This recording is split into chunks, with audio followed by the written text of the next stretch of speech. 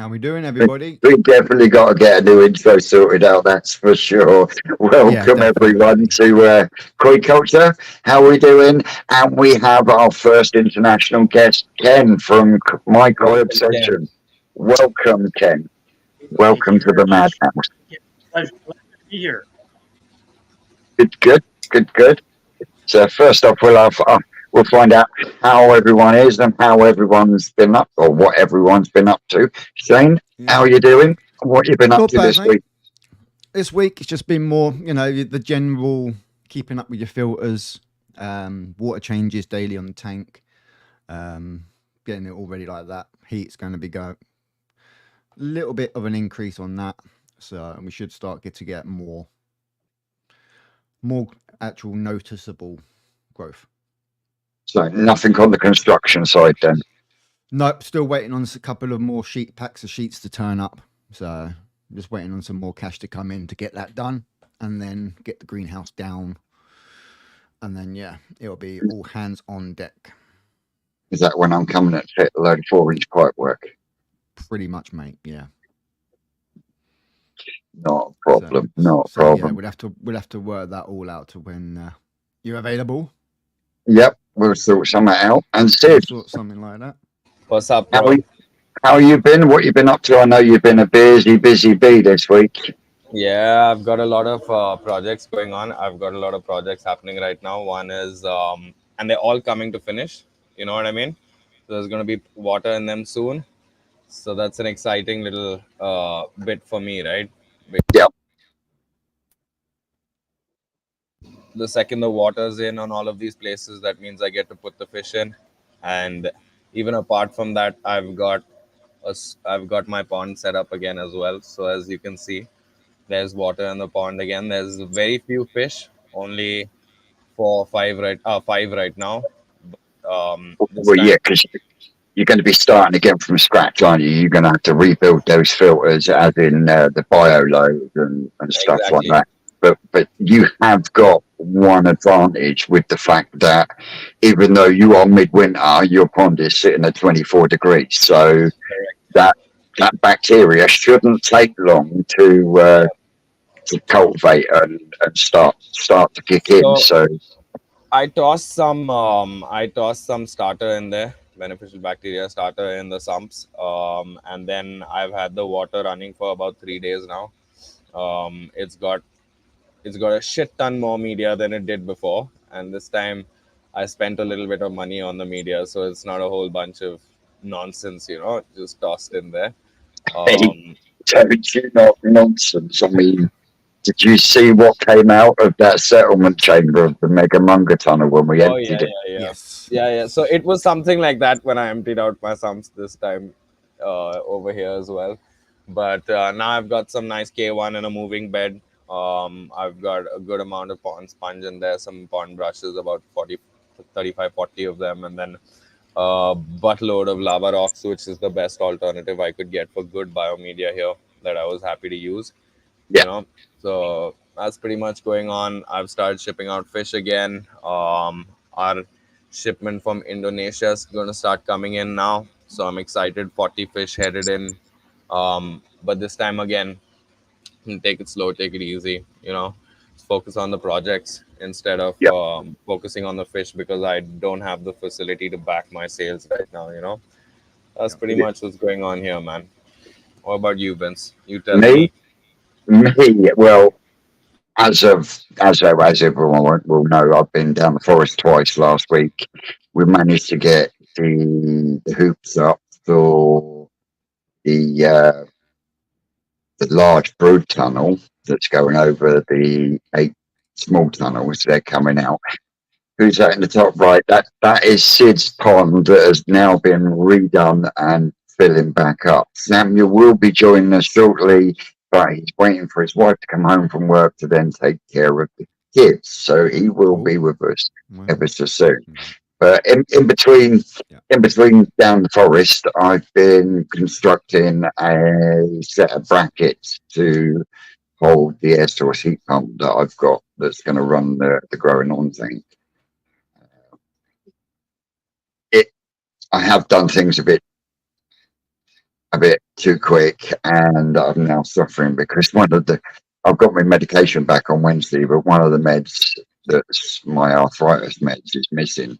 And yeah, I've started to swell up now where I've been using jigsaws and drills and stuff. So yeah, I've kicked myself in the arse a little bit, but yeah, the other than changing the actual circuit board that was blown, the only other real job that needs doing is the 1.5 inch holes core drilled through the wall, and that I'm just waiting on the brother-in-law because he's going to come and do that for me because he's a heating engineer, plumber, fitter, and all that sort of thing. That's awesome, bro.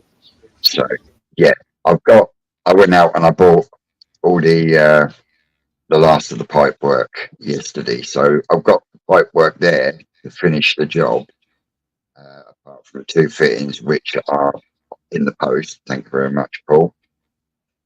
And then we should be golden to fire that puppy up and start getting the temperature up where it should be, around that 26 degree mark. And then I can start seeing the growth that I'm used to seeing on my tosi. Yeah. Enough of me for the minute because Because we have a new guest here. we have a guest here, Ken. Someone that's packing some experience. Oh yes. So Ken, for those out there that don't know you, can you tell us a little bit about yourself first? Yeah, lived in Oshawa, Ontario, Canada. And that's about 30 kilometers or so east of Toronto. Most people will know kind of where Toronto is versus Oshawa. We are in our kind of beginnings of the winter season here. This morning, where I'm located, which is actually southern Ontario, with the wind, we're sitting at about minus 13 degrees Celsius. And we haven't really got into the colder months yet. I know some areas farther north of here get a lot colder and a lot more snow as well during the course of the year. Some of you may see online there Stubbs Aquatics with Chris Stubbings. Chris is about an hour north of me, and he gets a lot more snow and colder temperatures even than I do. So we do get quite a fluctuation in temperatures here. I'm fortunate in that I'm not in a large house by any means. It's a semi-detached house, but I live on my own with my dog, but that's it. So I have pretty much the entire basement is set up to accommodate my fish over the winter months. Because with a couple of exceptions of koi that I got in the last year or so, none of mine have ever overwintered. They've always been indoors. So they're now in the basement indoors in a 2,000-gallon pond that I built. So they're doing quite well down there for the winter. They'll stay down there until probably May, June timeframe, and then after that they get moved outside to the outdoor pond.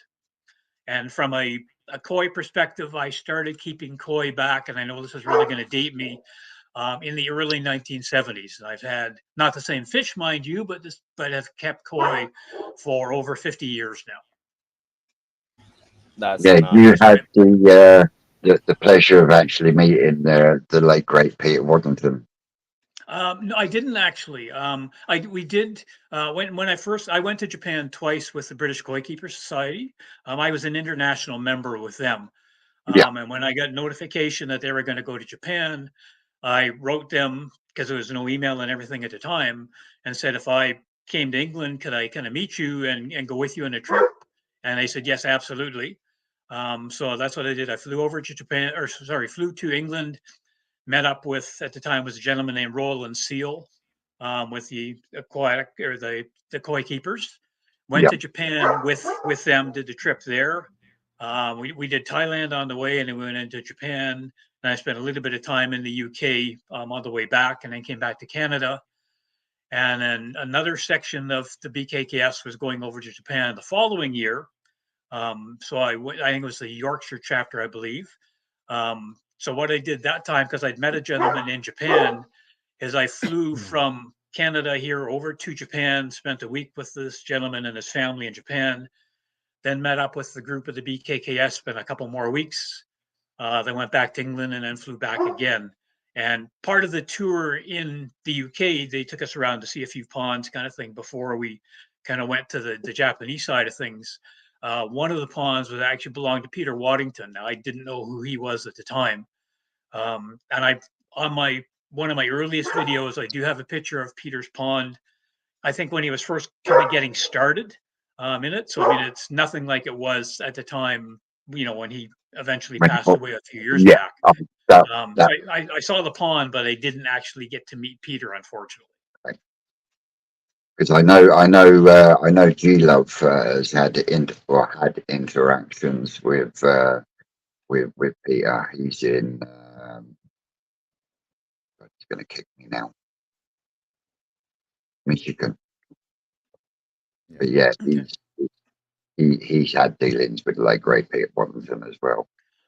Yeah, and I sort of communicated with Peter kind of via his YouTube channel, and kind of mentioned a couple of things because we were in Japan, within a very close proximity to each other time wise.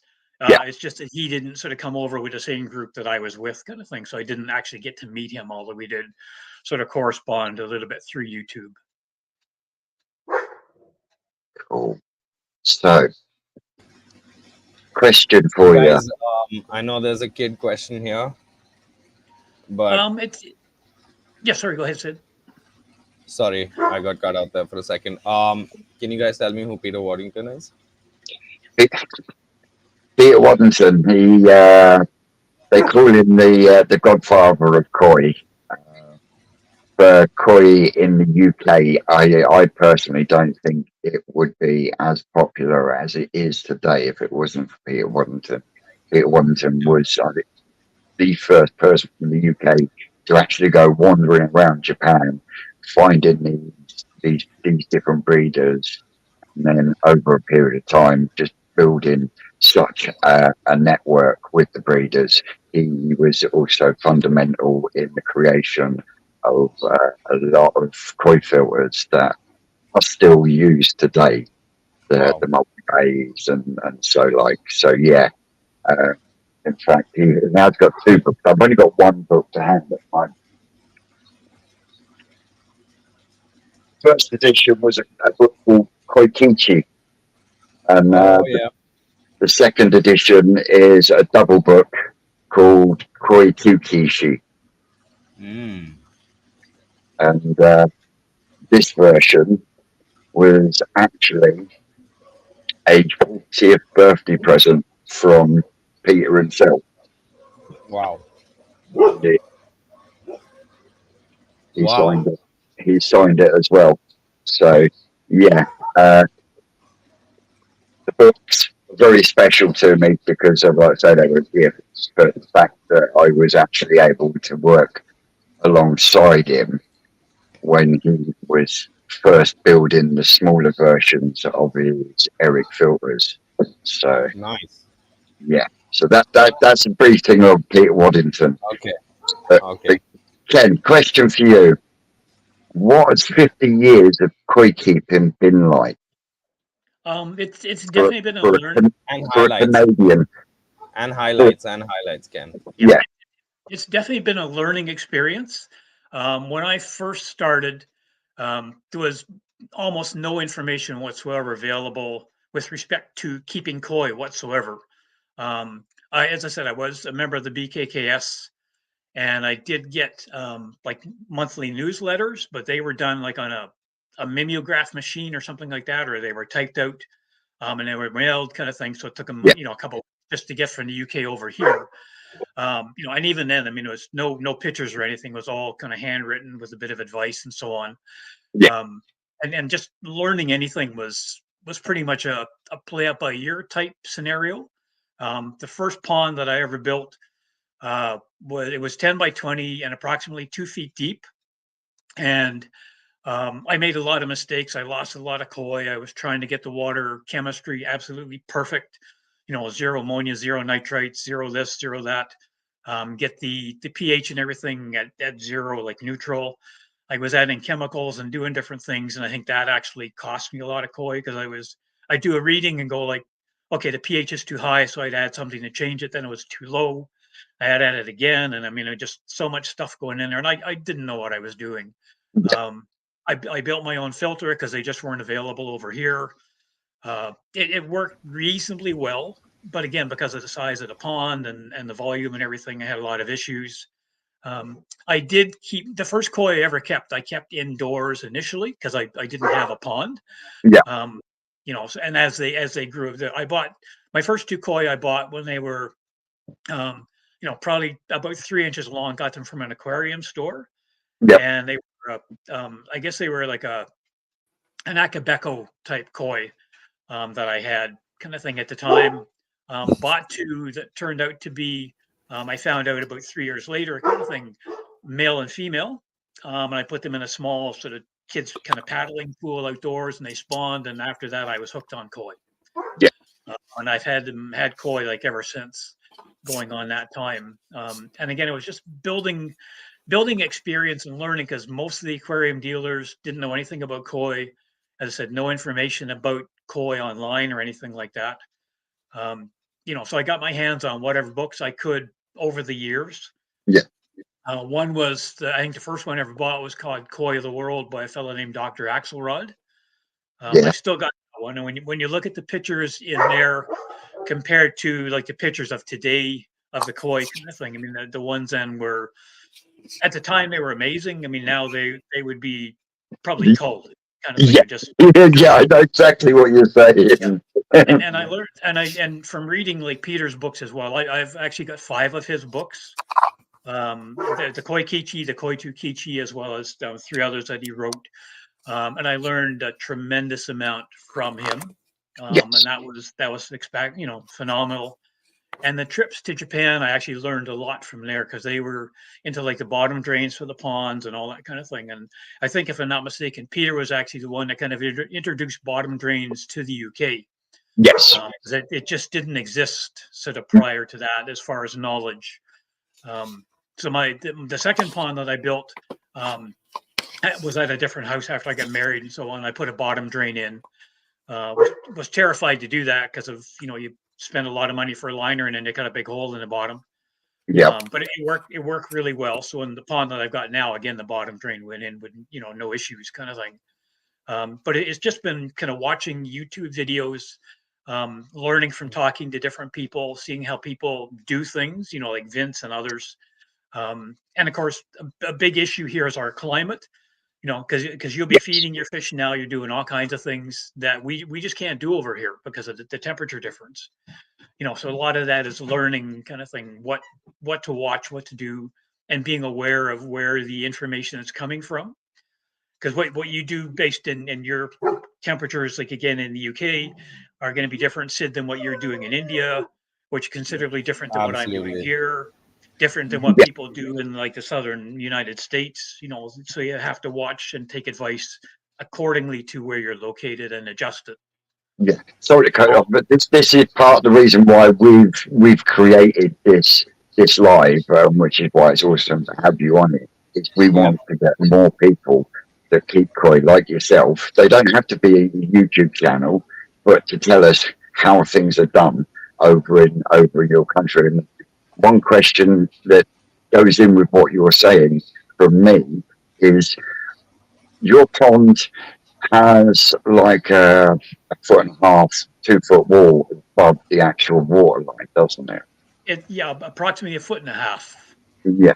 Have you never considered turning that into an actual enclosed, sort of building type thing, so that you wouldn't have to keep bringing your fish in on a winter? Plus, I've given that some thought. Again, a lot though comes down to would be the heating aspect, because even if it was closed in, like with a greenhouse or something like that, and there are some people here in Canada, and I know a few kind of thing that they will put like a polytunnel or a greenhouse as we call it over the pond to help kind of minimize some of the winter effects, but the pond still gets down to that 4 or 5 degree mark over the winter. It doesn't freeze up quite as much throughout the year or like throughout the winter months, and they generally get the pond open a little earlier in the year. But again, it comes down to like the heating standpoint kind of thing is expensive, and we have a lot of different regulations here with respect to what you can and cannot put in your property. Like Vince, I know you have a pond which is like literally right against the wall of your house. Yes. And I know I've watched there's another one, a Japanese garden in Bristol. He's got a pond again, comes right up to the house.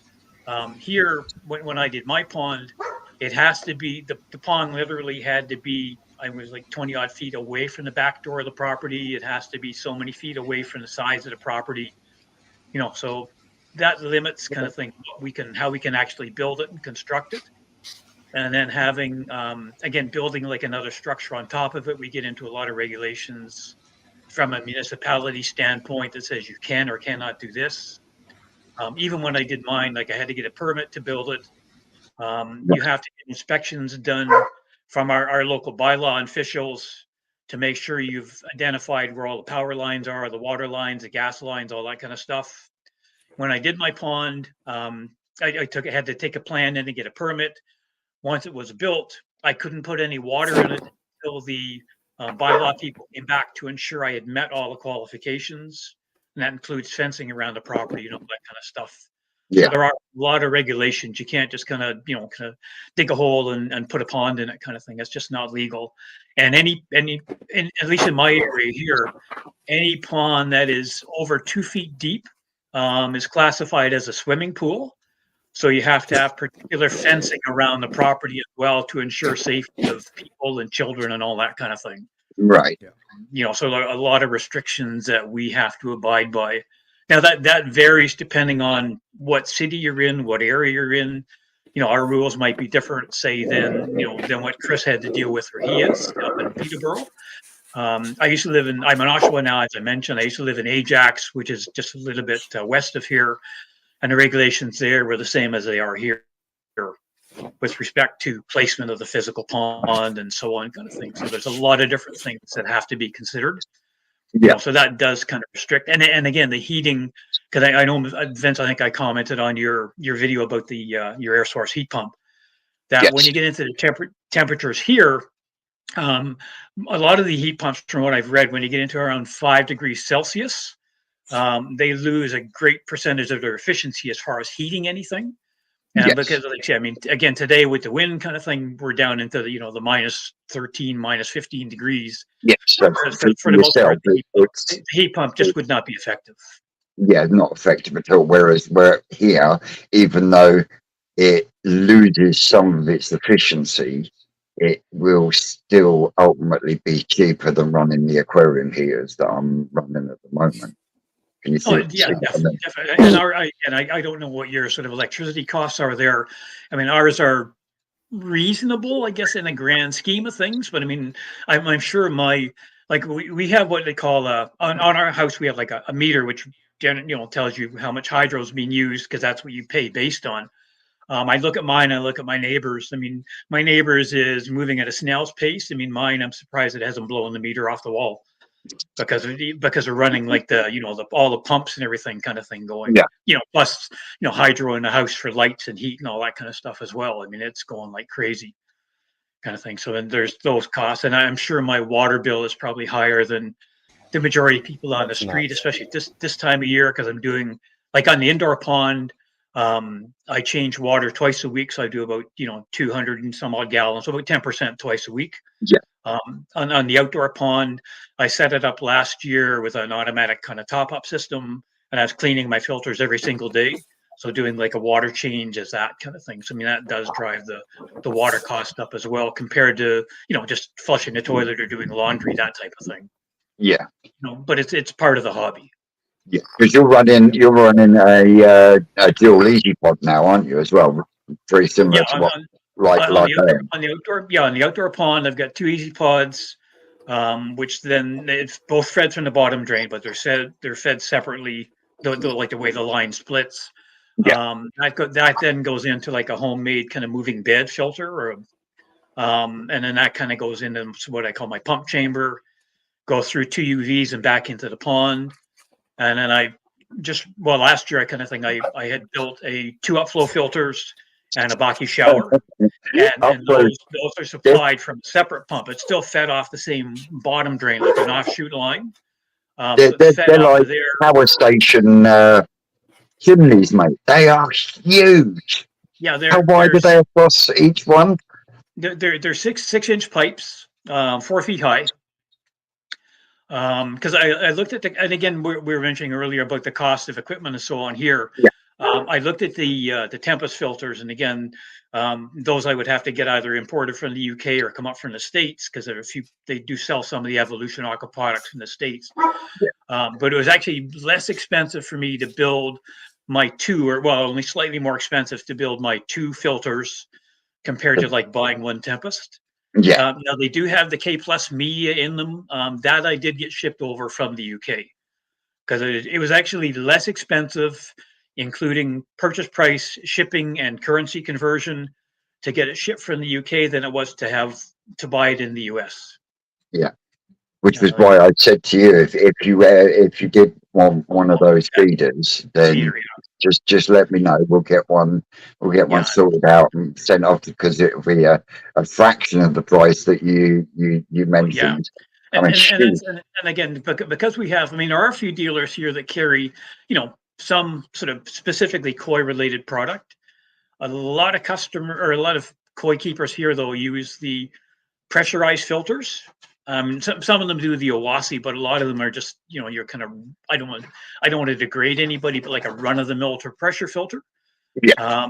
And a lot of the various vendors kind of thing will say like, this filter is good for a 5,000 gallon pond. But when you read the fine print kind of thing, if you have koi in the pond, all of a sudden it's maybe 1,000 gallons if you're lucky. Yeah. And then, cleaning and maintenance and stuff. And they just don't stand up the way like an Easy Pod or something does. Huge difference of those filters. Yes. And I've probably spent enough money. I could have bought, like 2 Nexus filters by now, kind of thing, over the years. But when I first started getting with the Easy Pods and all that kind of stuff, that was the maximum I could afford at the time. And again, with the Nexus, I know my filter pit is large enough to fit like a 320 in there. But again, it comes down to price, because prices are substantially higher. Like I'll look at some of the online or the koi dealers in the UK, see what they're selling them for, and then do like a currency conversion. And even over here, again, it's they're considerably more expensive than what you would purchase it for in the UK. And if to get it shipped over here, kind of thing, the price would skyrocket just based on the size of the the filter itself. Yeah, but do you not think that building your own filters is a bit like an addiction in itself? It really is, and actually, what I'm in like the indoor filters, as I said, they're all kind of homemade ones. Yes. I'm in the process right now of converting an old swimming pool sand filter to a filter I can use on the indoor pond. And I'm going to have a video out in the next day or 2 of what I've done and how I've done that. I've just got to get it hooked up on the pond. Big pond or the small pond? The indoor one. Yeah. The water's good. The fish are doing great down there. But I'm always tweaking filtration. I believe you can never have, you can have more than you probably need on the pond. Yes. You can overdo it by all means, kind of thing. But you can never have, more than your pump is or your fish are actually going to require. Even if I add this filter on it, if it's more than the pond really needs, it just takes the load off some of the other filters and minimizes cleaning, and it keeps the water better. Yeah. Well, we did have a question pop up. I think it was from Amanda Smith. Do you suffer with parasites like we do over here? Yeah, I have been very, very fortunate, and again, it's because I seldom get new fish. I'm very particular, and I've got a good quarantine system. So I've been very, very lucky, kind of knock on wood, that I haven't had to deal with many parasites in my own conditions here. But as far as parasites like flukes, Cassia, trichidea, and all that kind of thing, yes, that is very common over here in ponds. Our biggest problem again here is a number of years ago, the Canadian government put in regulations on importing various products, pesticides, that type of thing. So a lot of the products. You're just rolling it into another question that I saw, which is how easy is it to get medications and treatments And for yeah, and this will kind of address that, because a lot of the product we used to be able to buy worked very, very well to eradicate parasites. Right now, without a veterinary prescription, which is difficult to get for most of us here, because the majority of vets, they specialize like in dogs and cats kind of thing. They don't know anything about the koi. yeah, So what happens is, since the government put the regulations in, the getting product is pretty much impossible. So our main go-to over here now is either potassium permanganate or salt. That's pretty much all we have to deal with parasites. So it's and it does make it very, very difficult yeah. to deal with a lot of these things. Yeah. Treating for flukes with PP or salt is you're skating that razor's edge using either or treatment. Yes. So, I mean, yeah, it does work reasonably well, but again, especially with, salt is, you're not likely to overdose with salt kind of thing. But with the PP kind of thing, you have to know your water volume and everything like that to be careful. You've got to measure it properly and so on. yeah, So that becomes a big issue. And I know like in my indoor tank, I've also got 2 sturgeon in there with the koi. yeah. They can I wanted tolerate to it. ask you about that. Yeah, they can tolerate a bit of salt if I do add a bit to the pond, but they can't have any potassium permanganate.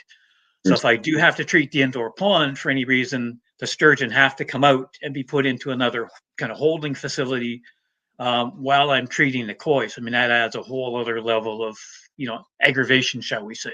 Yeah, because they're not the easiest of things to catch, especially No. when I think yours are almost 4 foot long now. Well, my Yeah, short they're nose sturgeon, yeah, he's 39 inches, something like that now, kind of thing, and does not appreciate being handled.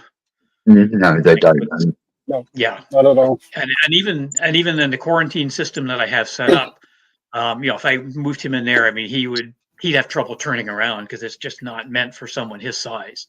Yeah. But again, fortunately, I've been very careful. Anytime I purchase new fish, which is very, very seldom because I've kind of at my maximum, Yeah. as they get quarantined, generally for about a month. And I do scrapes and all that kind of stuff to make sure that they're going to be okay, before they get introduced in. And although the outdoor pond could comfortably hold more fish than what I have, I base my capacity on the indoor pond because I know they're going to be in there for the winter. Yes. Yeah. Makes Yeah, sense. if they're outside all the time, kind of thing. The indoor pond, like I said, about 2,000 gallons. The outdoors 5,000, and that's U.S. gallons, not UK gallons, because our everything here is based on US, which is a bit smaller than the UK or the imperial gallons. So outdoors kind of thing, the outdoor pond is 5,000, so more than double the indoor one. So it could hold more fish, but again, because of moving them inside, kind of thing, I'm the indoor pond in most worlds for people kind of thing is way overstocked. But because of my filtration regime and water changes and everything, again, the fish are doing very, very well. Yes, definitely. But, I'll see a fish somewhere and go like, I'd love to have that one, but I know that it could upset the entire balance indoors, and I just won't do that. Yeah, definitely. So, Sam, you got any questions for I need Ken? a second. No, I don't think it's a question, but we are kind of the same with medication in Denmark. We can't get anything, and vets don't know anything about it, so it's a big problem. It is. Yeah, It and I seems to think be like that a lot of places.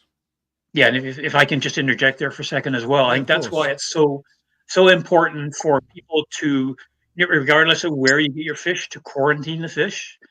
It doesn't matter. It doesn't matter who the dealer is, how well respected they are.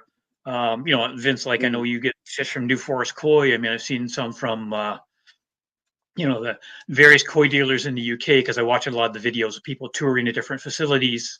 Yep. And Ricky for Koi Wholesale, that kind of thing. The equipment is immaculate. The fish look absolutely immaculate. But even if I was to buy one of those fish, I would still quarantine it just for my own peace of mind. Yeah. And so many people I've spoken to here, you go into a store and go, I love that kohaku kind of thing. I'm going to buy it right now. They take it home, throw it in the pond. In most cases, it turns out if you get a reputable dealer, you're generally pretty lucky, but there's always the off chance it's going to bring a parasite in. And if you import fish, like I know a dealer in Whitby, which not far from me here, or actually just in Ajax Whitby border, and they bring in koi from Japan every year, but they go into about a 6-month or about a 6-week quarantine before they will sell them for parasites and everything, because they always come in with fluke or something like that, because it's just the nature of the game. It's just the nature of the beast, isn't it? Yeah, and I know, again, Ricky and a lot of these other koi dealers in the UK all have massive quarantine systems, so they do that before they put them on sale to retail, to the customer. Yeah. And you want to make sure that you protect yourself before you get those fish in. And another problem we have, and our supply of like high quality koi here again is very, very limited. The hobby is just not as large as it is in the UK. So when if you want to buy koi, there are a couple of places not too far from me that do sell them, but the prices are, for the average koi keeper, are like right off the chart kind of thing. Some of my koi, actually quite a few of my koi, I actually imported from Japan via dealers in the US, because we were able to do that. And again, a few years ago, the Canada government changed rules that says, about importing fish into the country. So now to import them, you have to have a special permit to bring them in. You have to have veterinary certification. There's all kinds of rules and regulations to get them in. Whereas before I could order fish online kind of thing, and usually within 24, 48 hours, it was on my doorstep. Now it can take you a month or more just to get the paperwork in order. If you were to import from 2 different dealers, you need to go through the entire step for the 2 different dealers. It's not one, permit for everybody. Yeah. So getting them in, and there are a couple of the dealers in the US that I've dealt with in the past that, because of the regulations, will no longer ship fish into Canada because it's just too onerous for them to go through all the paperwork. Is that just koi, or is that all fish? Is that tropical fish? It's koi. It's a lot of other fish as well. Certain goldfish species are on that list. A lot of it was to do again with importation of fish that might have like the KHV, that type of thing, and other diseases. And some people here, unfortunately, as your fish get a bit larger, you get tired of them, kind of thing. They'll take them to the lake or something and throw them into the lake, and they become an invasive species, which can seriously damage the environment. And that was another reason they got in, because if I take one of my koi and it's got a disease, like a koi I got from Japan, and it has a disease that our native fish here are not used to, it goes in the water, like you could literally wipe out, an entire population of fish. So definitely. The restrictions are just so rigorous now that importing the fish is close to impossible. So have you got a problem with like the Asian carp like they have in the States? They're starting to get, from what I understand, we're starting to get a few of them coming up into Canada, finding their way up kind of thing. But again, a lot has to do with temperature, because again, our temperatures up here in Canada are generally a bit cooler than they are in the States. So until these fish kind of adapt to the difference in climate kind of thing, they haven't sort of made it into the Canadian environment yet. Some of them, they're getting there, and there are some restrictions kind of thing, and that's one of the reasons for the importation issues as well. But we're not quite to the same level that they're dealing with in the US.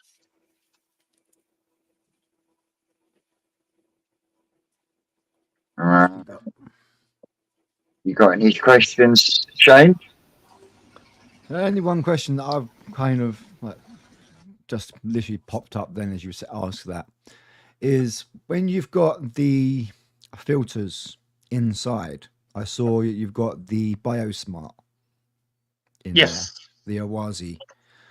Do you just run that on the usual BioSmart sponges that come with it, or did you modify it? No, that one is I bought that specifically just to use on the quarantine tanks. So because the fish are generally in there, only for a short period of time. Like right now, I've got a Kikukuru in there that had some issues with her dorsal fin. Yep, I saw that. And she was doing reasonably well in the big tank, but the big tank in the basement in the winter, and like the basement does get some warmth from the house. It does get a bit of heat down there, but the water stays at about 17 or so Celsius, I guess. So I mean, which is reasonably cool. Is that without a heater? That's without a heater. Yeah, that's just kind of like sort of the radiant or the room heat. So what I do is, I thought in order to help the other fish heal more quickly, I moved her into my quarantine setup. I've got a heater in there now, so the water temperature is staying at about 23, 24 degrees Celsius, somewhere in that range, so about 75 Fahrenheit. And I've added quite a bit of salt to the water as well. So she's healing much more quickly in that tank. But the Iwasi, the Biosmart one, I got specifically for the quarantine system. So it's because, again, the fish are not in there for a long period of time. It's just running on the sponges that are in there. Yeah, I mean, they are. She's been in there for a week and a bit now, and I've done a cleaning twice on it. The water that's coming out of the filter is pretty much as clear as the water that's in the quarantine tank, because again, there's after a week and a half, there's not a lot of waste or anything from her and her sort of accompanying fish in there. But that was just specifically for the quarantine tank. Yeah, the indoor the big pond with the easy pods and so on. I mean, that's where all the bio and everything like that is.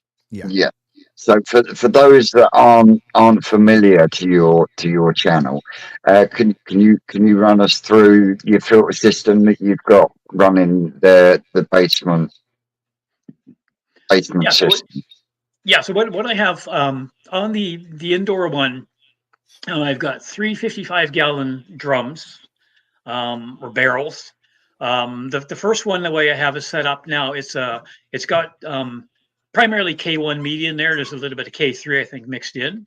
It's set up as a static bed, so the water it's all pump fed, because I don't, being in the basement, I don't have a bottom drain or anything. It's the pond was built out of like plywood with a pond liner kind of thing, so that's just sitting on the basement floor. So it's pump fed. So the pump feeds into that first barrel. So the water comes in at the bottom, goes up through the coldness media, then flows through a pipe at the top into the next barrel, and that pipe that connects it goes right down to the bottom of that barrel. Yeah. That water goes down to the bottom. That's a moving bed filter. Again, primarily the K1 in there, a bit of K plus as well. That one then feeds another barrel next to that, which is also a moving bed filter. And again, the water goes in there down to the very bottom, comes up, gets agitated, of course, through all the coldness, and then flows back into the pond. What I also added, I think it was last year I did that, is what I call my tower shower. So it was actually a 12-inch water main pipe that I got a piece of. So I converted that into like a shower. So the water is pumped, again, the same pump, feeds that one, and it operates like a shower. So it's fed from the top, showers down over the media, and then just feeds back into the pond. Yeah, and what I'm hoping to do, and as I mentioned a little while ago, there is put my sort of converted sand filter into the line from the pump into the tower shower. Yeah, you're just going to add the plan is anyway, if it works properly, we'll just add a bit more, primarily mechanical filtration to the pond. Yeah, like a final polish. Yes, yeah, pretty much. So before it's a shower. What media are you putting in? Are you going for a K1 micro, or are you putting the K plus? No, in that one I'm using it's K1, and again I had a bit of K3 left over, so that's going in there. And as I said, I have the video, or there will be a video. It's almost completed now. I've just got to kind of get it hooked in place and get it running, so that I can kind of show what I've done that way. And I've explained in the video itself some modifications I've had to make physically to the filter to accommodate the media, because originally it was set up as an above ground swimming pool that I had when my sons were younger, but it was using like very fine sand was the media in there to filter the swimming water. And there, I mean, it worked well in the swimming pool, As a pond filter, they ended up as a bacteria magnet, didn't they? Yeah, and it was because when I first got into the hobby, I bought like an above ground kind of child's pool that came with like a sand filter. That was the media for it, and you had to clean that every single day. And about once every 2 weeks, you literally had to take the lid off, agitate the sand, flush it all out, and put it back together because catching a couple of hairs or a few skin cells from a person swimming is a lot different than a whole bunch of koi poop. So, I mean, Yes. it clogged the Indeed, filter it is. terribly, kind of thing. And again, that's why I opted not even to try sand in this one. And because the sand is obviously heavy, the coldness media floats. Yeah. So I had to modify the filter so that the media would not get caught in the valve, and therefore cause issues. And the Yeah. same with the water flow and the way the filter's set up. So I've sort of modified that as well. And that'll all be explained in the video.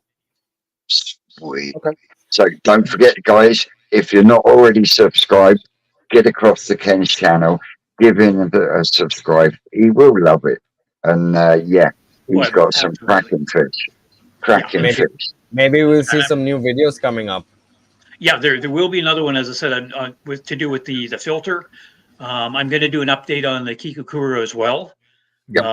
And then I'm not sure kind of what's going to be going on sort of fish wise beyond that, until kind of like the spring kind of thing when it goes outside. But I mean, I'll do an update on the fish in the basement, how they're doing and so on. I'll make sure to kind of do that over the next little while, because again in the winter months here, there's not a lot going on pond wise, quite literally, because the ponds are pretty much frozen over and the fish are hibernating all winter. Yeah. Again, if you're familiar with Stubbs Aquatics, Chris Oh, has yeah. He Chris messages has me daily. Chris has like literally walls and walls of aquariums in his house for shabunkins and his barbs and so on. So he's kept busy all year round with the fish, and he puts out a lot of videos regarding that. Yeah. But you'll see very little with respect to his pond right now because again we're in the winter months. And it's frozen solid. Okay. But So we can't do much externally right now. you do work at Vandermeer's though, don't you, Ken? Yeah, I was working there. I've been working there part-time for 5 years. No, I'm not sure right now. I'm on like a layoff, a seasonal layoff. I'm still toying whether to go back again this season or not. I mean, obviously I'm not getting any younger. I'm finding it sort of more difficult, like physically, because we're on they're 9-hour shifts and you're on your feet pretty much all day long. I mean, I love being there. I love working with the fish and so on, kind of thing. But again, I'm just finding it, a bit more tiring as I'm getting older, and Oh yeah, I've definitely. as I'd mentioned, I think in a couple of my earlier videos, I've dealt with some, kind of major health issues in the past couple of years. Yes, you have. So I'm still, doing like regular checkups and tests and all kinds of stuff to take care of all that.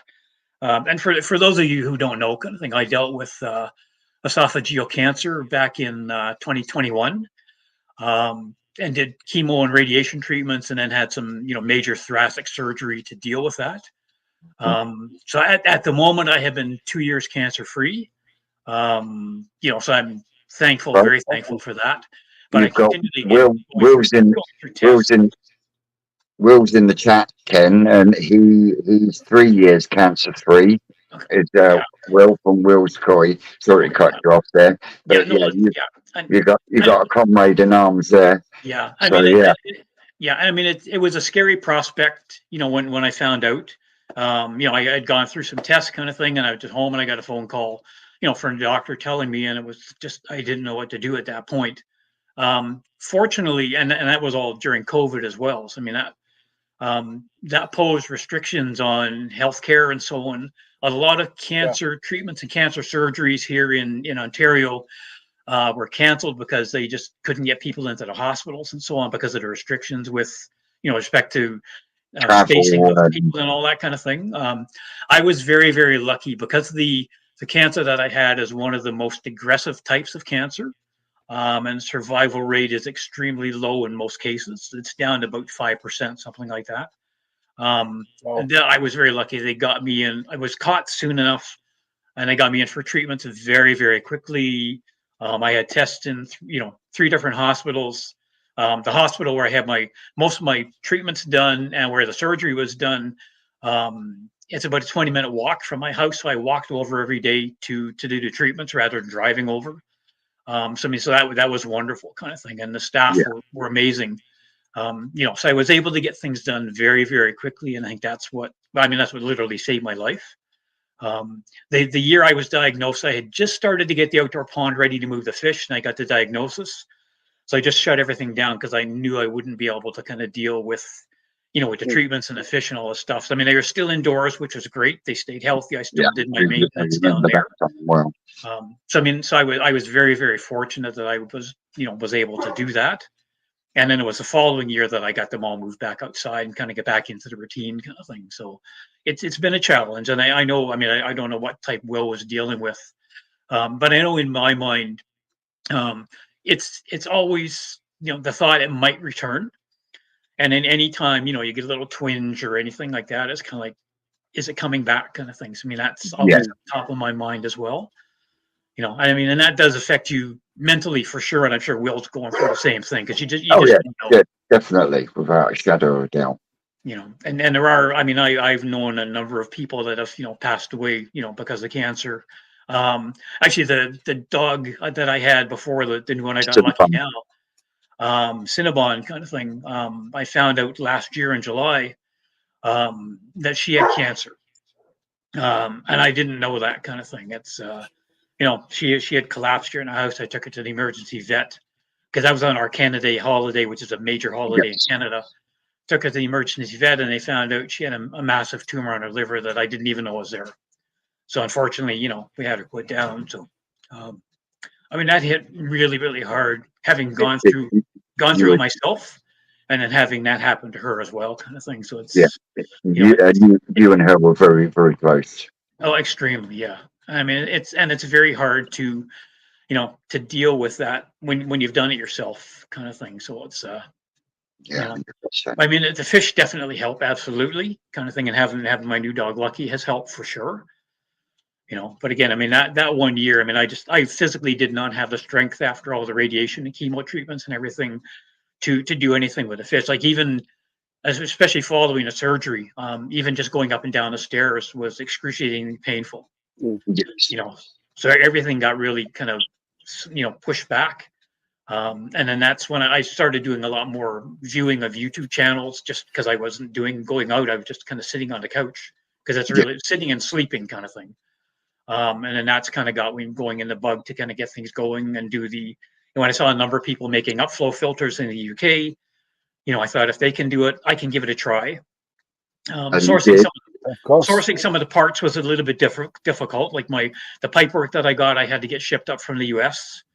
Some of the plumbing parts I got from 2 or 3 different suppliers here in Canada. As I said, the media had shipped over from the UK because those supplies just not available over here. But I mean, it came together. It worked really well. It's done an amazing job. It works absolutely awesome. It does, yeah. Going back to Vandermeer's, because I know Chris sells his shabunkins to Vandermeer's. Do you have anything to do with their spawning programs that they do? Because I know they spawn a hell of a lot of their own fish. They do. Yeah, the fish, the brood stock that they have are all Japanese. Some of them have had for many years. Some are newer ones. Like they do import them directly from Japan. And then they do like on-site spawning. They've got they put them in great big roughly 1,000-gallon tubs that they pair them off and put them in there to spawn. And then the parent stock are moved into a 20,000-gallon pond that belongs to one of the Vandermeer family. So they spend their summer months in there. They're all indoors now inside Vandermeer's for the winter. So the fry are raised to a point in like the spawning tubs, and then they have like their own kind of mud pond. I mean, it's in comparison to Japan's ponds is a puddle. Comparison to most koi ponds you're going to find over here, it's massive. Yeah. So the fish go in there to kind of grow out over the course of the summer months, and then they're brought indoors for the winter, and then they're culled again, And because they're in an indoor environment, the water's reasonably warm. They get fed multiple times a day and grow out over the winter months, and then they go on sale again in the spring. Yeah.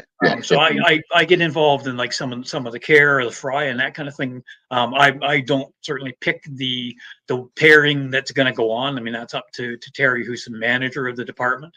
She decides which males and females are going to get combined in order to achieve what they want. I mean, that's her her bailiwick kind of thing, is to do that.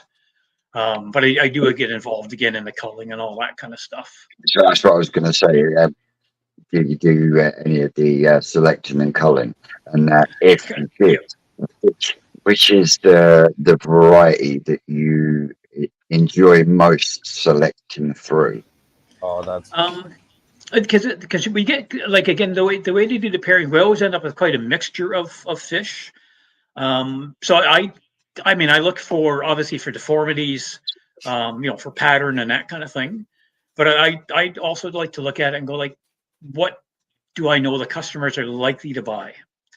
And a lot of them, we'll look at a specific type. So it's kind of, if we have a lot of those, which are nice quality fish, then I will definitely pick those over a plainer one. Because different people like different fish. Like, again, a lot of the koi people over here, they'll come in and they'll look at the fish and they'll look at a nice kahaku and they'll go like, oh, I want the red and white one. And you go to kahaku and they go, no, the red and white one. Because they don't know the varieties. We do have a few people that will come in and they'll point to one and they'll say, I want that Kinshao, or I want that Benikikokuru, and because they know what they want. Yes. Most of the people, it's like, I like the red and white one, or I want one of the, one of those multicolored ones, and they mean like a Shawa or Sake. And again, all they know is it looks pretty, kind of thing. They really don't know what they are. We do have a few people. Calico. Yeah, and or a calico, yes, yeah. We do have a few people that will come in specifically, and they'll say, I'm looking for a goshiki, I'm looking for a garomo, what have you got, kind of thing. And they'll, so we'll scoop out 5 or 6 for them to look at, and they'll go like, yeah, I want those 2. So they know specifically. And again, where a lot of people just come in and go like, well, the red and white one's pretty, I'll take that one. And they don't, and I find a lot of people as well will look at it could be a Shankai, a Sal, or even a kahaku, and if it's got a red spot somewhere on the head, to them it's a tancho. Mm-hmm. I mean, I've got a beautiful Marutan Kuchi Beni Sanke in my own pond. Yes. Got a nice red circle on the head. And I've had people look at that kind of thing. Oh, that's a nice tancho. It's kind of like, it's not a tancho when there's other colors on there besides that red spot, kind of, right? If it didn't have the Kuchi Beni, then it could have been a tancho sanke. Then it would have been a tancho. Yeah. And I say with people, and again, like people come in the store. Yeah, and we do have people come in as well, and they'll look at the fish, and they'll see it, and they think, if I buy that little one at 2 inches long because it's got a red spot, 3 or 4 years when it's maybe 15 inches long, kind of thing, it's going to be worth a fortune because the ones in Japan are worth a fortune. Yeah. And we have people. Yeah. It's not just over here then. And people will come in and they'll bring you a picture of their fish, and they're nice, but they're kind of like a mediocre garden variety one. And they'll say, well, this one's like 18 inches long and I've had it for 6 years. It's got to be worth a few $1,000s. And you just kind of say, well, it's probably not in that range, kind of thing. You want to be polite, and deep down you'd be lucky if you got $25 for it if you sold it. Because a lot of people think at 18 inches, definitely. Yeah, I mean, if it's a big fish, it has to be worth fortune, kind of thing. And the case is that's not the case, as we all know, right? Yes. I mean, I've seen small koi, again, primarily like on the website, the UK websites, and some from the Japanese breeders and so on. They'll have a small fish that's maybe like a Nisai kind of thing, and you look at it and they ask a fortune for it, and it's a spectacular fish. And it's only maybe a few inches long, but it's going to be a spectacular fish when it's large. Where again, a fish, my biggest one now, I think it's a Ginrin Chagoi. She's like 28 inches long. I think I paid $500 for something like that when I got her a few years ago, Mhm. She's probably worth more than that now. Is she worth $100,000? That'd be No. nice, but no, I know that for a fact, kind of thing, right? Yeah. I wish, Definitely. I wish she was kind of thing. I'd be in my glory, but I know she's not. So do they just concentrate on variety spawnings, or do they try crossing other stuff with There, other there will, stuff? yeah, Very much there like what will we be. Yeah, there is it. We try to kind of focus on variety to a point, but there is also some crossing kind of thing, like maybe a kikasui and a kahaku, kind of thing, and something like that, and maybe even a shawa in there, because you're going to get sort of mixtures that are going to give you some of all of those. And we've yeah done and the same like with Ochiba, Surigoi, Chagoi, those types of ones again to get into that. And as any of you know, and I know Vince, you've done some of your own spawning, is the fish that you get out. I mean, you could put two magnificent kahaku together, and you're yep going to get sanke, shawa, you're going to get shiramushi, you're going to get all kinds of fish that are just as part of the heritage of that fish, so to speak. You're never going to get strictly shawa or strictly kahaku or something out of it. It just doesn't happen, kind of thing. And that's yeah kind of what we find as well. And there's a lot of deformities in the fish, missing gill plates, bent spines, missing fins, which happens.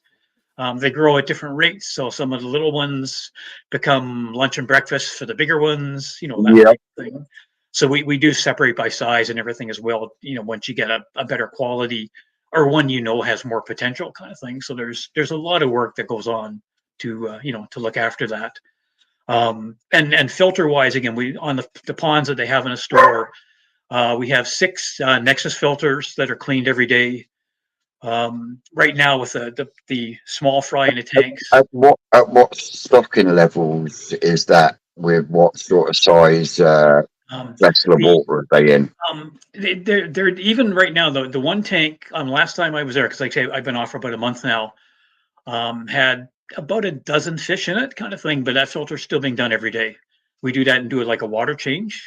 Yep And even on the pond with the brood stock.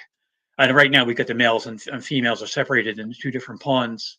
getting ready for They're spring. done, and on the smaller tanks that have the fry in them. Again, those are done every day, and it's a water change every day on those. Those are all set up with easy pod filters. So the only filters we use in there, with the exception of one small display pond with like a pressure filter on it, the only ones we use are either Nexus or Easy Pods. That's what's running on all the tanks. And again, those are done pretty much every single day.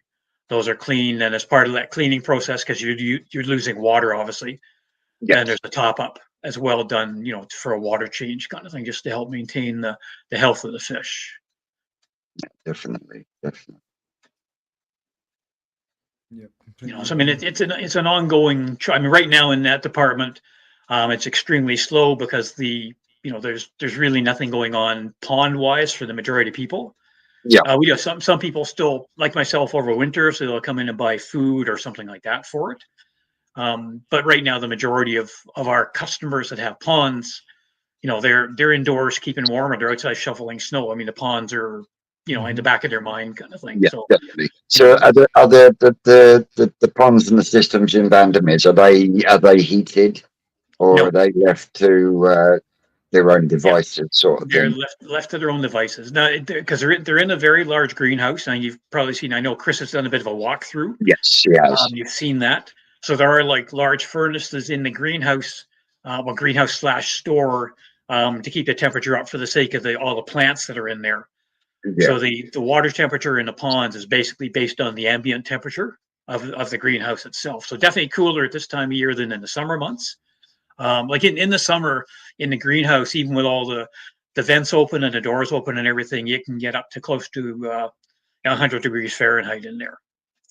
So I mean, this time of year, of course, it's much cooler. Based again, it's a plastic structure, yeah, but it is heated. It's heated all winter season long, like late fall and through into the spring. And then now all that's turned off, kind of thing, in the warmer months. So the ponds again is based on the ambient temperature. So that's, so the fish still grow well. I mean, they're fed well throughout the course of the season, and that's another reason, especially for the fry tanks, that the water changes are done every single day, because you want to get that excess, waste and ammonia and all that kind of stuff out of the system as well. Yes, definitely.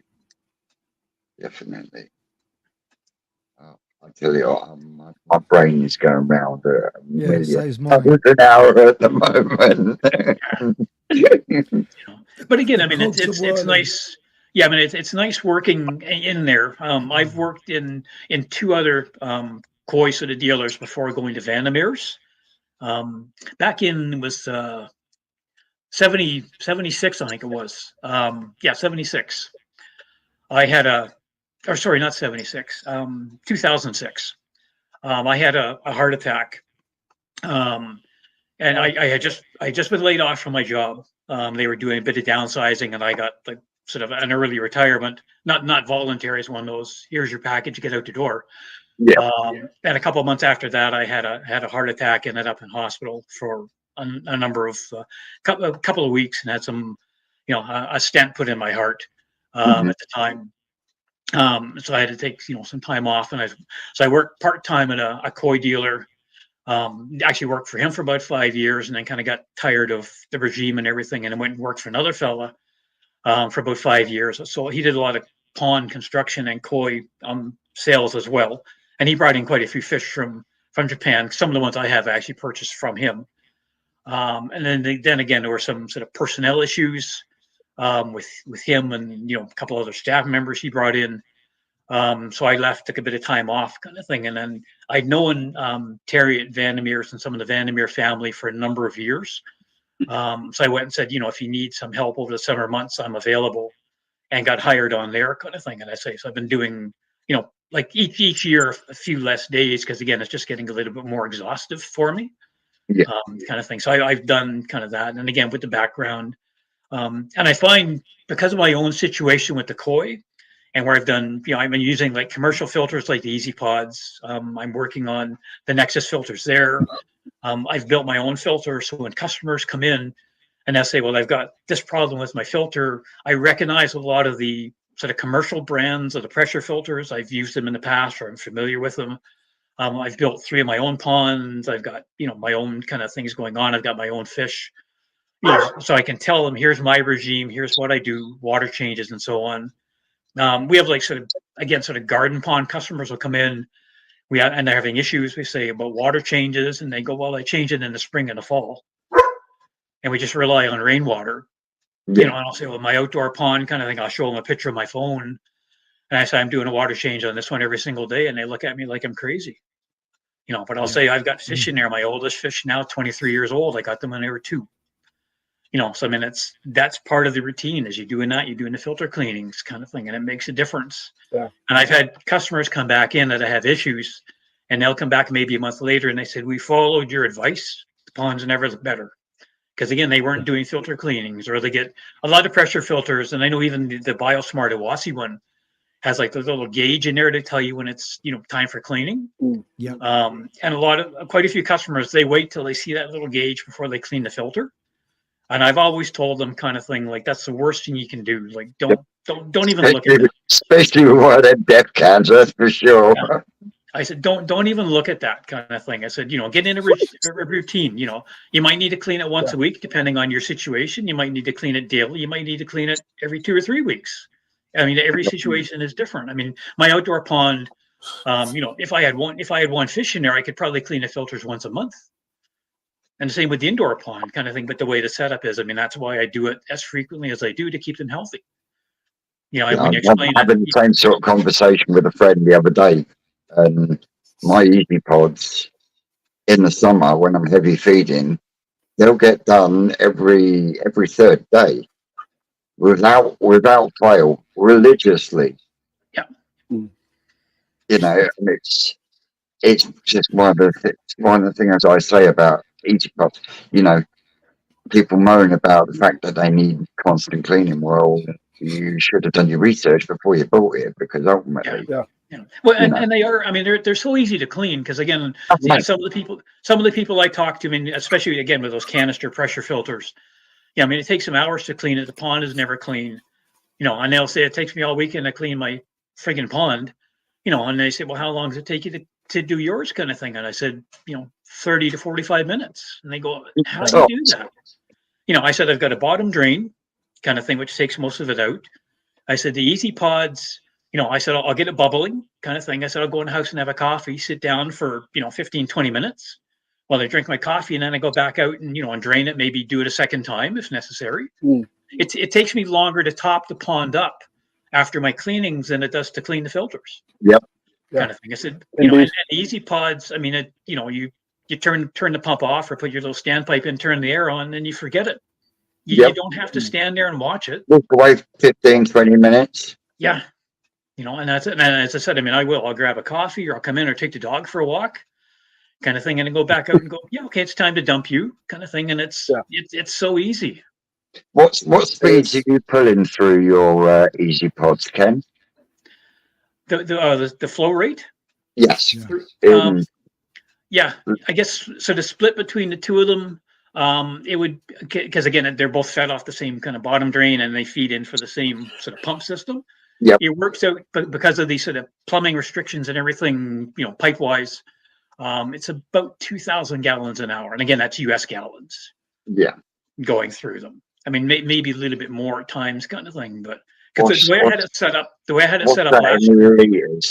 Yeah, because last year I had it set up where the bottom drain fed one easy pod, which in turn fed the next easy pod, and then it went into the moving bed. And I decided I was going to make changes where they were both fed independently off the bottom drain. So they're both basically drawing equally off of the bottom drain. And then they both, again, equally kind of feed the moving bed, which then gets the water pumped back into the filter or into the pond rather. So it's, again, I don't have a way to measure it kind of thing, but it's based on the pump kind of thing. It'd be roughly 2,000 gallons an hour. Okay. Yeah. And depending again, because I have two 40 watt UV units running on the pond as well. And each, and that goes into two separate return lines. So what I will do is, earlier in the season when we start to get into a bit of algae kind of thing, I will slow the flow down a little bit to get more retention through the UV units. Yeah. And then once things clear up very nicely kind of thing, then I'll maybe increase it a little bit more because I get a bit more water kind of flowing through the whole system. So that makes a difference as well. And then I have a separate pump, I guess about 1,100 gallon an hour pump, which is feeding my upflow filters. And again, it's one pump feeds the two of them. And they in turn then feed the shower, which then goes back into the pond. Okay. So 50 years of koi keeping, what has been your highest point in your koi keeping career and what has been your lowest point? I think the highest point, I think for me, is, without getting into huge expenses and massive filters and all that kind of thing and drum filters and all the rest of it, that I've been able to keep fish healthy, for many, many years. The oldest koi I ever had, she passed away quite a few years ago now. She was 27. And again, she was about a year and a half or so when I bought her. Yeah. And I knew in her final year, I mean, she's having a lot of issues. So I knew that was coming. And as I said, my oldest two right now that I got when they were two are two Ochibas. They were, again, two when I got them, they turned 23 last year. So I figure if I can keep them that well without again spending a fortune on chemicals, chemicals I can't get anyway, kind of thing, without spending a fortune on that, without spending a fortune on like high tech equipment and this will probably upset a lot of people out there kind of thing, but I don't do a lot of regular water testing as far as ammonia and pH and so on. The system, I know my system, I know the fish. If I see issues or really apparent issues kind of thing, then I'll test the water. But for the most part, it's kind of like you're doing fine. You're doing really well. I seldom use salt in the pond. I mean, it's more maybe a little bit in the spring. I mentioned I've got the one in the quarantine tank now to help heal their dorsal kind of thing. So I'm using salt in there. I always have salt on hand, but I very seldom use that.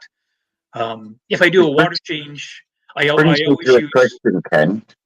You said about using PP. Now I don't want to know how much you actually put in measurement wise, but what is your regime using PP for treating something like flukes?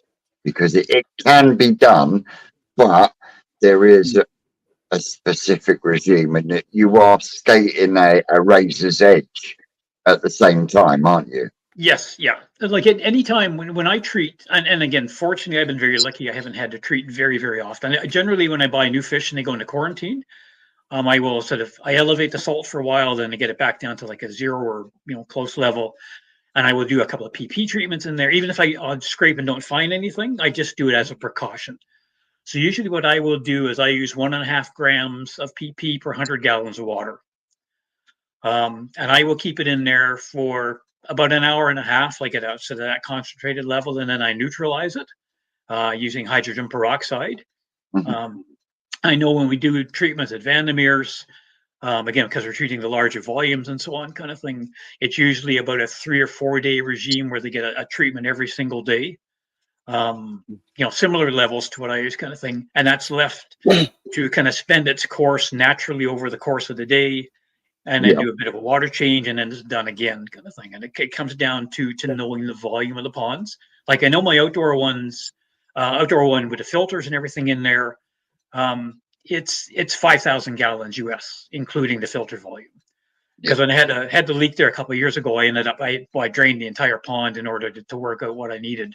And then when I filled it up, I hooked a meter to the pond, kind of thing, so that I can actually register how much water was going in, so I know exactly what it is. Including and the indoor pond as well, kind of thing. I know it's like the 2,000 gallons, give or take a tiny bit. So I treat accordingly, and a lot of it again is just keeping an eye on it. Sometimes it works well, like flukes and so on. Other times not so much. You have to maybe do it 2 or 3 times, depending on how many you're dealing with. Again, one piece of kit that I know a lot of you out there have is a good microscope. Yes. And I'm very thankful to say I don't use mine very often because I don't have to. I watch the fish. I mean, if there's flicking or something kind of thing, I'll check them. But if everybody's looking happy and healthy, I'm not going to take them out and scrape them. But I do have a good quality one, kind of thing, and I will take them out and do 3 or 4 scrapes, or do 2 or 3 or fish, kind of thing, scrape them all, just to make sure that I mean, because pretty much any fish you check may have a fluke on it, but it doesn't mean there's anything wrong with the fish. But if you get a lot of flicking and flashing, kind of thing, if there's more than one fish, even if one fish, chances are other fish might have the same issue. So if you scrape 3 or 4, and then that gives you a much better idea of what you're dealing with. And I tell people as well, that I know personally, or even that come in the store, is don't assume because a fish flicks once that it's got flukes or it's got costia or something like that. Because you have to check. You can't just kind of look at your fish and go like, oh, I need to treat for this. Because you could dump in all kinds of treatments that are going to do absolutely nothing and potentially harm the fish. So it's knowing what they have. That's a big thing. Yeah, blind treating is one of the worst things to do. Yeah, it is. It is. And a lot of people will, and I guess to our benefit here in Canada now, because you can't buy like off the shelf products, it's harder to treat the fish. But I'm not going in like in buying like a fluke treatment if the fish have costia, kind of thing, right? It's whereas before, I watch a video, oh, must be fluke, look at them, and the people buy fluke treatments, and the fish kept doing it, and it's kind of because they didn't have fluke. And a treatment that's used for costia may not work for fluke, or one that's used for trichodina may not work for costia. So again, it was knowing that, and most people, it's kind of fish are doing this, it must be fluke, or must be this, or must be ick. A lot of people, because you go into an aquarium store, you're always hearing about ick. And a lot of people, the fish I saw a spawn on it, it must be ick. And they want to do like an ick treatment kind of thing, and it's got nothing to do with what they're dealing with. Yeah, and again, because we can't get a lot of those products now, it's probably actually better for the fish in many cases. Yeah. So it does make a big difference, and a lot comes down to knowing your fish. I mean, if one is sulking, then it might just be having an off day, which happens. But if it's continually showing that, or it's not eating when normally it's up there with everybody else, then there's a problem with that fish potentially. or if you it's look at your fish. I mean, I know like with mine now indoors kind of thing. I mean, I go down there, throw some food in kind of thing, and they're almost jumping out of the tank kind of thing. So I know everybody's happy and healthy, and the same outside kind of thing. I know that they're doing well. If they don't want to eat, then what sort of lighting are you running in your basement? Because I do overhead daylight fluorescent bulbs. So like 4 foot fluorescents.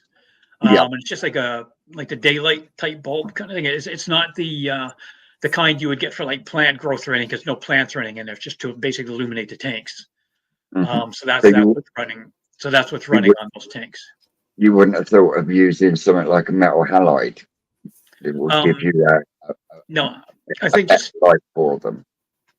no, I think just again because of the just the way the basement is set up, kind of there's not a lot of space down there between the tank. Like the ceiling down there is roughly 7 feet tall, I guess, like typical kind of basement ones for Mhm. us, or basic home ceiling heights.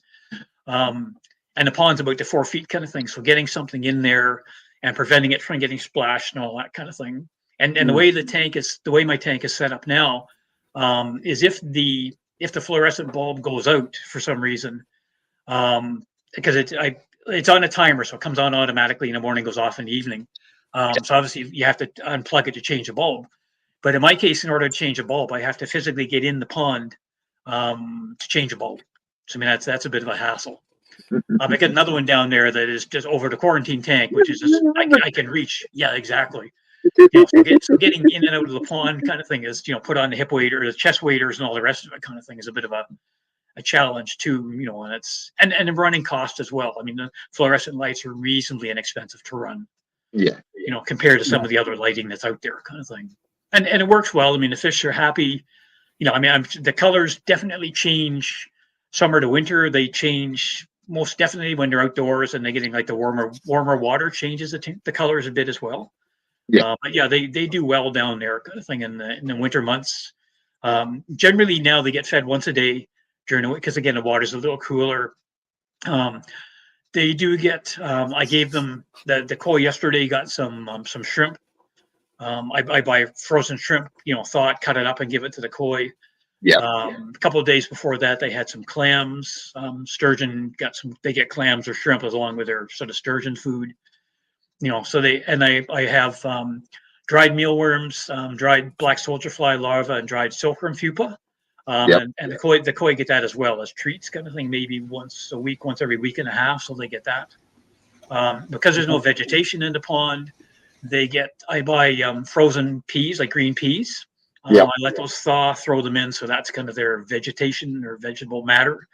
Occasionally I will feed them rice as well. Yeah, and they love the rice. They're like little vacuums. Oh yeah.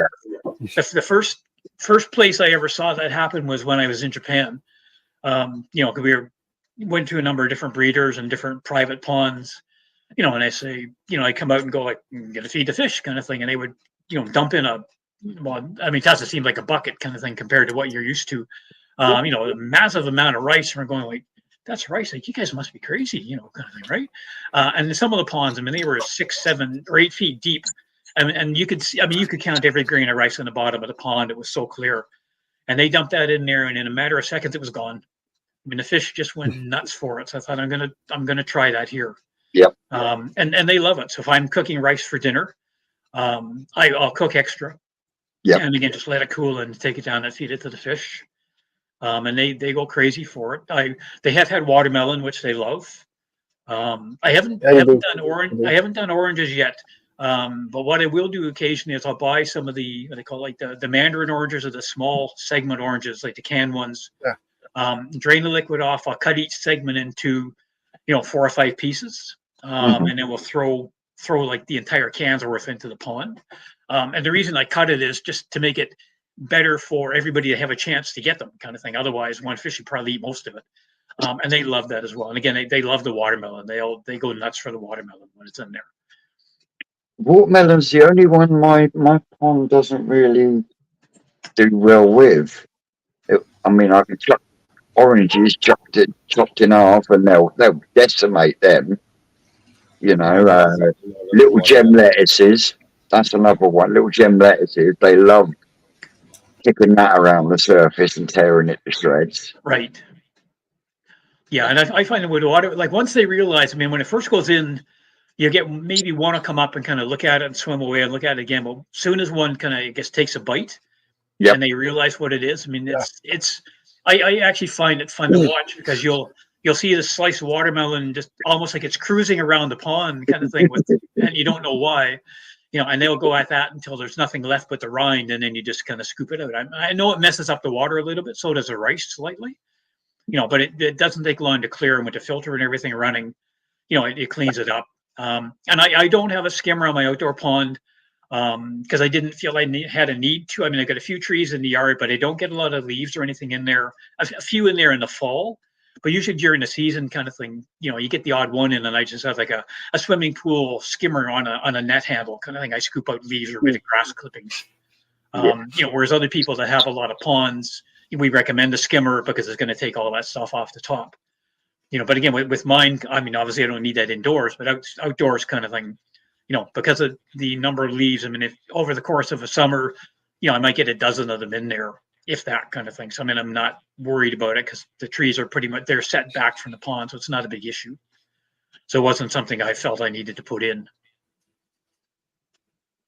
I kind of wish I had put in 4 skimmers in my pond. You guys, it's so bad over here. There's so many leaves that are going in. Yeah, I mean, and I've seen some, and we, again, at the store, we have a lot of customers, especially in the fall. If you have like the deciduous trees kind of thing, a lot of customers have trees near the pond, and they look really nice. But when they start to drop the leaves, I mean, the pond gets just covered. So they will actually buy like a protective netting to stretch over the pond to prevent the bulk of them from getting into the water. Yeah. And some make the erroneous mistake or have the erroneous idea that just let them sink to the bottom, you scoop them all out when you do your spring cleaning. And the problem with that is it easier for you at the time? Absolutely. But your fish are living in all that filth over the winter. They're decomposing all winter long. And in the spring kind of thing, if you haven't lost any fish, they're not in a very good state kind of thing. So we always say, like, clean out as much as you can, hopefully everything in the fall. So in the spring, you're starting with a nice clean pond kind of thing. I mean, like mine, I know mine's got a few leaves in it right now, but a pond, apart from water, it's completely empty. So when I start up the filters and everything in the spring, the leaves that have fallen to the bottom will go through the bottom drain and into the filter, and I just take them out. And I usually start the pond up, 2 to 3 weeks minimally before I start moving any of the fish out. And in order to kind of, because right now, again, the filters out there, they're completely drained. I mean, the media is still in, but they're all drained of water. So what I do is I take some of the cold nest media from my indoor filters, put them into the outdoor filters when I start it up to seed those filters with fresh, fish waste. And then that gets them going much more quickly. When I move the fish, I'll move out maybe 2 and let them be in there for 3 or 4 days on their own, and then maybe move another 1 or 2 out. So it can take me up to a month to actually move all the fish outside because I do only 2 or 3 at a time, just to allow the filters to kind of catch up to the, increased ammonia and so on in the pond. Yeah, it takes a bit of time, but I know they're good. And the advantage of keeping the indoor pond running all season, well, I mean, mainly it's because of the sturgeon are in there in the summer. But with keeping it running is if I do run into a problem like I did a couple of years ago with the leak, I can move everybody indoors and deal with the outdoor pond without freaking out because, I could walk out in the morning and the pond's empty from, a leak in the bottom or something kind of thing. So I've got that's going to safeguard. And that I was going to say, fingers crossed you don't have the same problems this year that you had last year. No, I mean, everything, I mean, it held up well once I got the leak sorted out kind of thing. And like I say, right now, again, I mean, you could probably go skating on the pond because enough ice on it, but I mean, that indicates, I mean, it's still completely full of water. Yes. I mean, it's holding it. Hopefully in the spring, it'll be fine kind of things. I mean, I got in there, I did a major kind of patch job. I kind of patched over patch, each one consecutively larger kind of thing. Yeah, I know. It was a nightmare. Using different materials kind of thing. So hopefully that's it. And, fortunately, again, the one downstairs, when I moved to this house, because I'd had an indoor pond at my other one. So I brought the liner here with me. And somewhere along the line, I guess taking out the other one or something, it did develop that there was a little leak in it. I set it all up in the basement. I hadn't yet moved the fish from the other house to this one. And I went down one day and the floor was all wet. I drained it. I got in there with a flashlight and a fluorescent light, even underneath the liner, trying to find a hole, and I couldn't find it. So I just threw the liner out, bought a brand new liner, kind of thing. And it's been knock on wood, it's been fine ever since, kind of thing. But yeah, having that one in there it's really like a blessing, kind of thing, just as a safety measure. And as I said, with now, because the temperatures are so cold out there, I'm not worrying about spending excessive amount of money trying to keep an opening ice with heaters. I know the fish are safe. They're getting fed. They grow a tiny bit over the winter months in here, kind of thing, not like outdoors, but I'm not worried. I mean, if we have a power failure for a couple hours or a few hours, I'm not worried because they're indoors. It's warm. I have a battery backup system I can hook on for my air pump to keep those running. I don't keep the filters running if the power's off, but I'll get the air running for them. So I know they're fine as compared to like if they're outdoors and everything shuts down, kind of thing. I mean, that could be disastrous. There's no oxygen in the water, kind of, right? So, Yeah. so definitely safer inside. I wish I were outdoors. I wish I could do the structure like you suggested earlier, Vince. If I was wealthy, absolutely that would happen, kind of thing, right? It's just I wish I could build. I wish I had a property big enough to do like those fish houses like they have in Japan, that type of thing. I mean, it can't be easy for you, especially now getting them in and out, because like you say, you've got that 1.5 foot of brickwork, Yeah, and then you've got the water line, and then you've got a 7 foot. Is it? it's about 5.5 feet down to the bottom.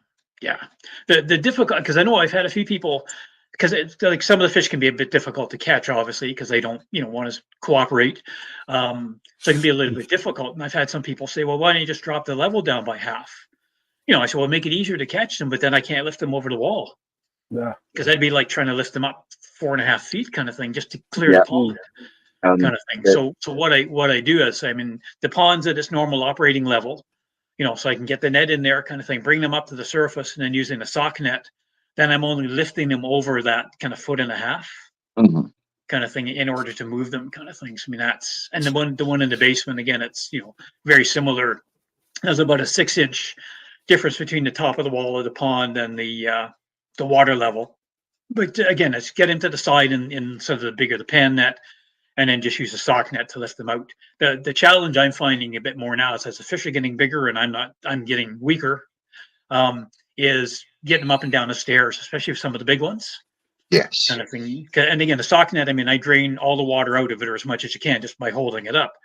But they still have a lot of weight. My biggest chogoi, I weighed her a few years ago before I came out here to Oshawa. I bought like a carp sling, like the carp fishermen use. I'm a waiter. She was 11 pounds at that time. I'm sure she's probably put on a bit of weight now. She's. I mean, I can't get my hands around her. She's my biggest fish. So moving her is, a bit more of a challenge to get her in and out of the pond. Yeah. Kind of thing. Along with, I mean, some of the others, and some of them flop around in the sock net. Some of them just lay still. They could care less. Yeah. I mean, that adds a bit of a the challenge. ones that flop around is the ones that give you the arse twitch moment in it, because it's those ones that could quite easily break their back in a sock net or a bag. Yeah, Why, and I know that. And the first, and I know, and a couple of little ones I have now. Every time I move them, they bleed from the gills. And the first time that happened with one of them, I was in a panic. I thought, what the hell is going on? I was expecting, that freaked me out the first Yeah, time. I've been there. I was expecting this poor thing to bleed to death, and just, Yeah. I know I moved one again at the other house, the same kind of setup to move it outside. So I put towels down to help sort of protect the floor from water. I think it only happens with the bigger fish, right? It does. It seems to, yeah. And I mean, I think the day I was moving him, I mean, if I'd had police come to the door, they would have thought I killed somebody, because there was blood coming all the way up the stairs, all the way across the floor, and all the way out to the pond, kind of thing. And again, I mean, once the fish got in the water, you could see a bit of blood come from it, kind of thing, coming from the gills. And within a couple of minutes, it stopped.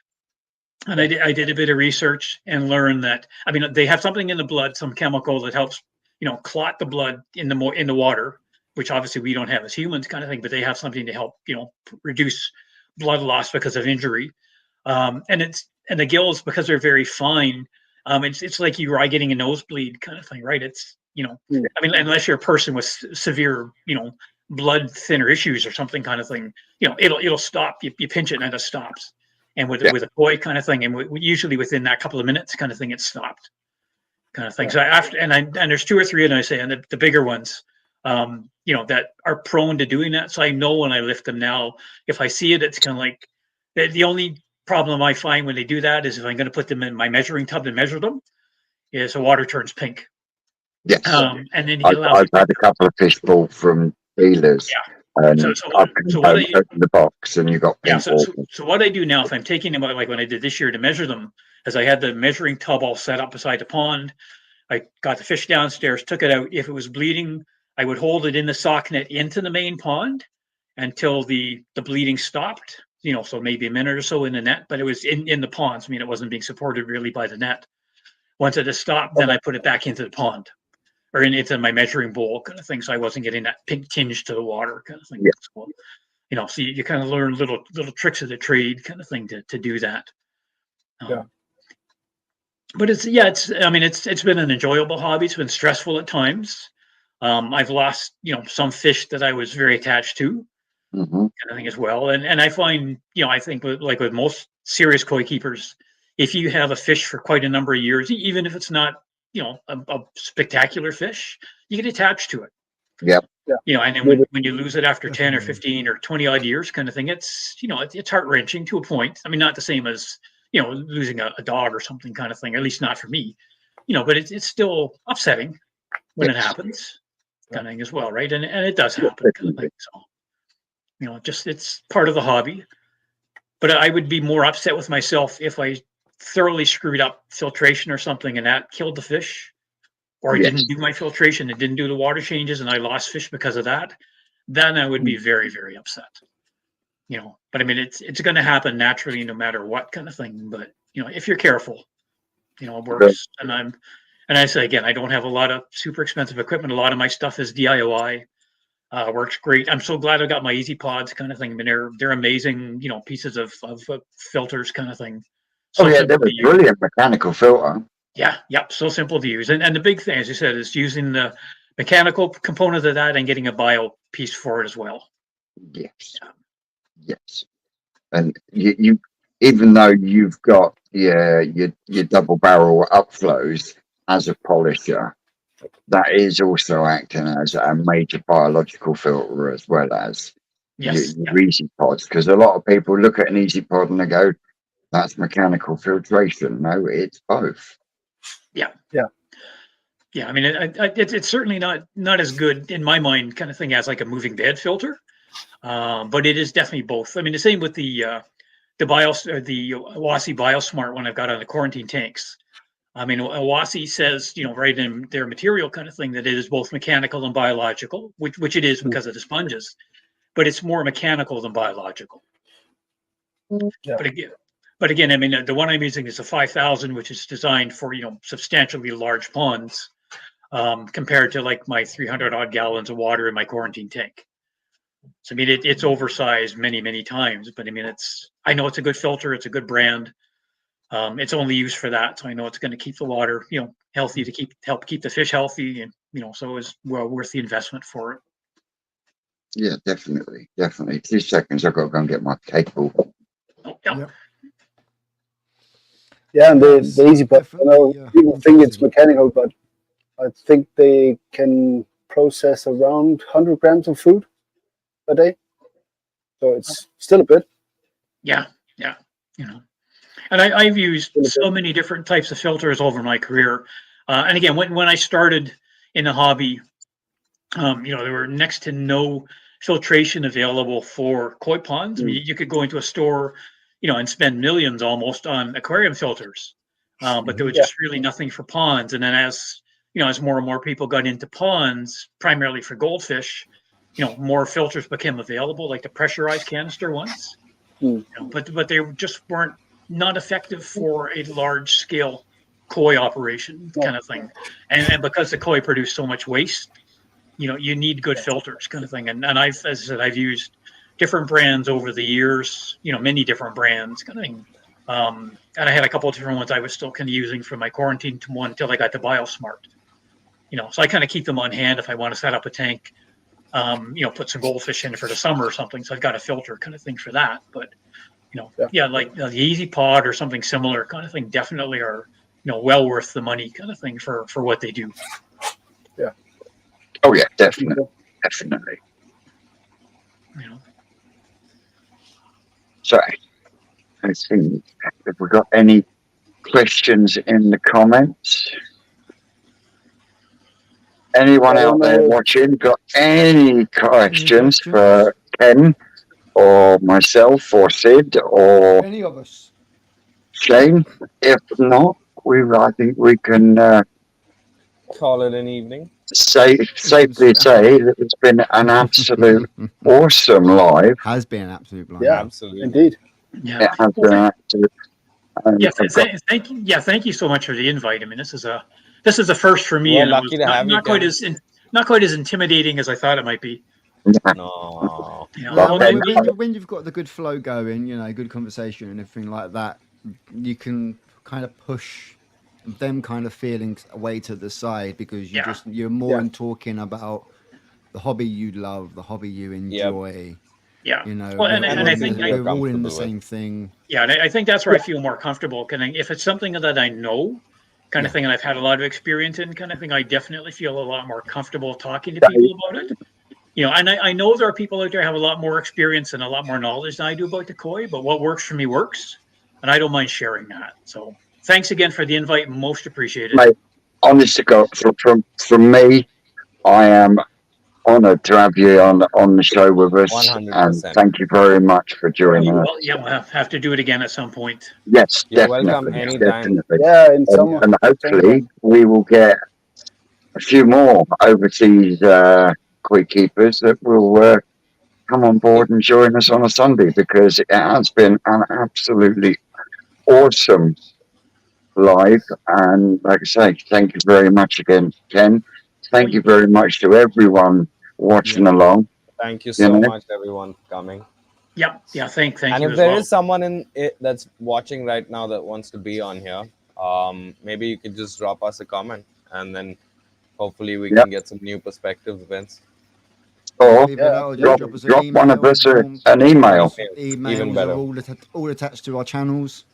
So you can always catch us. You can always drop us an email. Yeah. So from all of us here at Koi Culture, thank you very much for joining us. We'll see you same time, same place next Sunday, guys. Yeah. Take care, everybody. Enjoy the rest. Thank you very much, guys. Have a good one. See you later.